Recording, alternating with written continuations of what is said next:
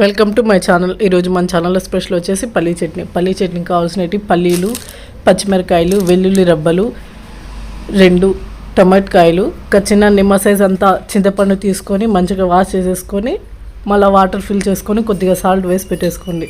చింతపండులో salt వేయడం వల్ల తొందరగా మెత్తబడుతుంది.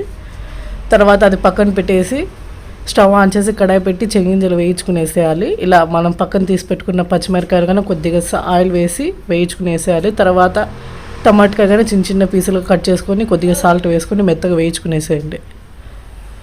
తర్వాత పచ్చిమిరకాయలు, టమోటా, పల్లీలు బాగా చల్లారిన తర్వాత ఇలా పల్లీల పైన ఉన్న పొట్టు తీయేసి ఇలా మిక్సీ కానీ పట్టేసుకోండి. మిక్సీ ఉంటే మిక్సీ, లేదంటే రోట్లో అయినా రుబ్బుకోండి.